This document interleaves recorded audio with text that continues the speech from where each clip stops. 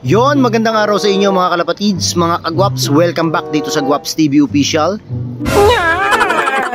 For today's video natin mga kalapatids, mga kagwaps, nandito po tayo ngayon sa Pampanga, sa mismong lop ni Idol Longhair TV. So hali kayo mga kalapatids, mga kagwaps, mantakma na tayo rito at baka dakmain pa to ng iba. Let's go! Okay na, tara! Atagal naman. So ito si Idol Benchison, medyo nakikipagkwentuhan pa sa mga social media influencer mga kalapatid. So tara, hali kayo, mag-lop tour muna tayo, silipin muna natin yung lop niya. Let's go! Mga kalapatid, habang nandito po yung mga TikTok influencer, tayo naman sisilipin ng konti itong kulay pink na lop ni Idol Longhair. So ang ganda talaga mga kalapatid, tingnan ng kunya na yan, no?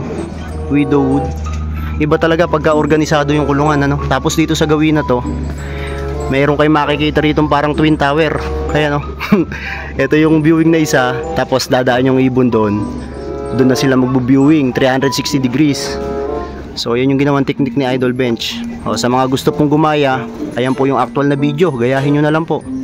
May sariling swimming pool pa nga mga kalapatid yung kalapati rito. Ito yung mga kalapati nila. So kwentuhan muna kami doon para makilala rin natin yung mga influencer sa TikTok. Kasi maganda yung ganito para kahit papano nadadagdag yung mga kaibigan natin sa social media, Facebook page, TikTok, sa TikTok, saka sa YouTube mga kalapatids. So location nitong lop ni Idol Longhair, dito po yan sa Dau, Mabalacat, Pampanga mga kalapatids. Sinamahan na rin tayo ni Idol Benchison mga kalapatids. So itong kasama namin na to, si Sir Prince Acero to sa TikTok. So papalo na lang din mga tropa. So bali, tinutur niya kami ngayon dito sa mismong flyer slope niya at pinapaliwanag niya sa amin kung ano mga bloodline yung mga tumitira sa kanya at saka kung ano yung magandang sistema para kahit papano lumayo yung mga ibon namin. Mga kalapatids, nandadakma yata si Aljen, no? O ikaw magbibigay? Ikaw ba magbibigay, Aljen? Hindi mo. Siya pa nagbigay kay Idol Bench, oh. Uy, isa, dalawa, puro mga bata mga kalapatids. Tatlo, ilan ba yan? Tatlo? Ano yan? Yan yung kanyo? Pang-OLR nyo? Replacement yan? Bago lang. I-entry pa. Kala ko bigay niya to kay Kwan kay Idol Bench hindi pala. Entry pala nila to sa OLR. May pa-OLR daw dito sa Pampanga Next time sali tayo para mas malapit. Ito naman daw yung mga pang winter ni Idol Benchison, Idol Longhair. Mga kalapatids, ilalagay ko nga pala dito yung YouTube channel po ni Idol Benchison. Ayan mga kalapatids, pa-subscribe na lang para kahit papano matuto po kayo ng mga technique ng mga champion mga kalapatids. Malaking bagay yan sa mga newbie kasi sa kanila tayo kukuha ng mga technique para po tayo mag-champion din kagaya po nila. Mauna na raw mga kalapatids yung ibang tropa natin, mga TikTok influencer. So kararating natin, sila naman ay pauwi na. Alam mo yung inakay na binigay? Ay, yung checkered? Kalahi pala mga kalapatids. Yung kapatid ni Maasin na paano ko?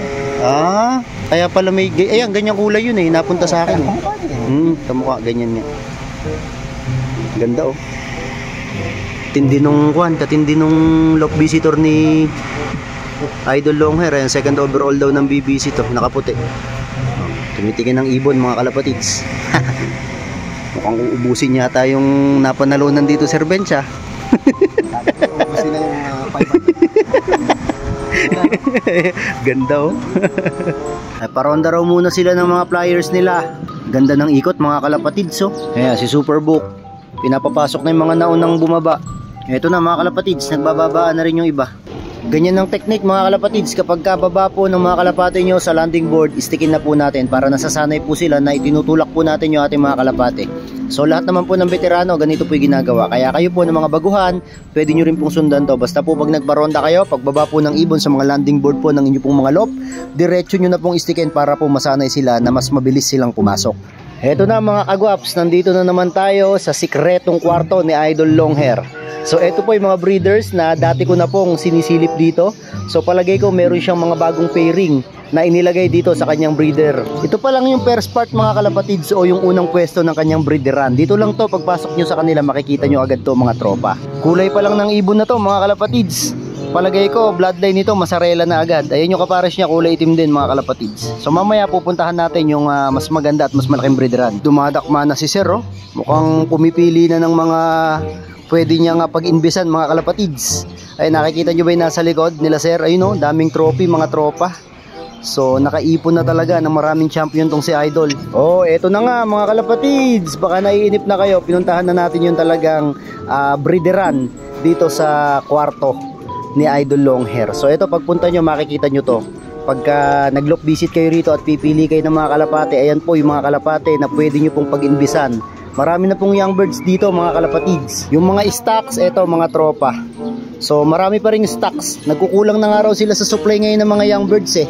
Kulang na rin sila sa cages mga kalapatids. Imagine niyo 50 pairs na yung nakasalang sa kanila, kinakapos pa din. Kitang-kita naman natin kalapatids na talagang sobrang daming kumukuha dito kay Idol Bench. Kaya sigurado ako na maraming panshare at kalapatids ang gaganda ang performance sa mga races nila. Kasi sila mismo ang pumupunta rito, sila mismo ang namimili ng mga magagandang bloodline. Kaya possible na mag-perform din sa kanila yon. Sumipat muna tayo rito mga kagwaps at baka mayroong makursunadahan. Ito si Maasin.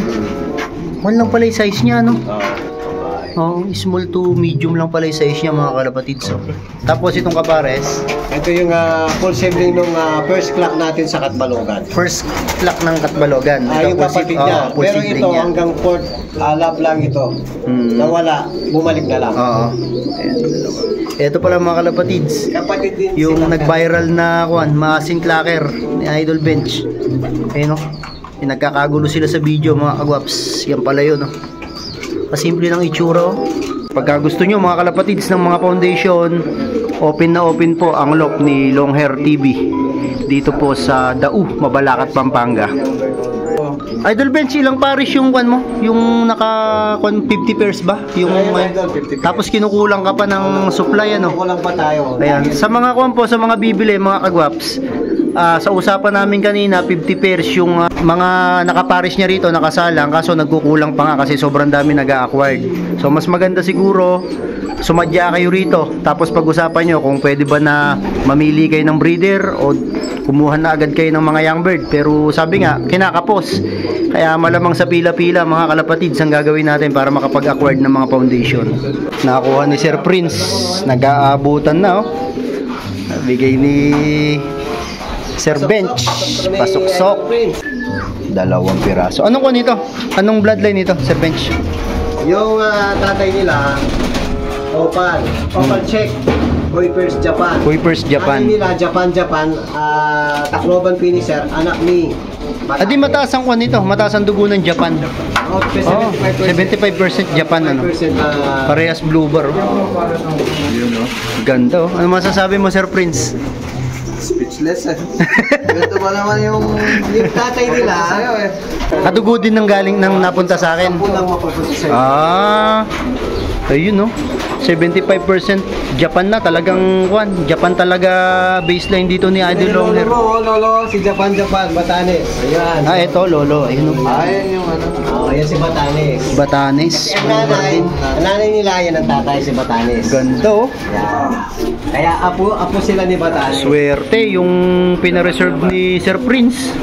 O kayo, ano pa hinihintay nyo ba? Punta na kayo dito para makapili na rin kayo. Ayun o, foundation. Alright. Ay mga kagwaps, pambihira talaga si Idol Bench. May buyer na naman bago. Paldo. Ay mga kalapatids, pagka gusto nyo, punta lang kayo rito sa Pampanga. Taga saan ka brother? Olonga po ba? No? Anong kwan mo? Lop name mo? Quadro J Lop. Ayan. From Olonga po. Ayan. Good luck sa'yo brother. Sana marami kang maipanalo gamit yung ibon na yan.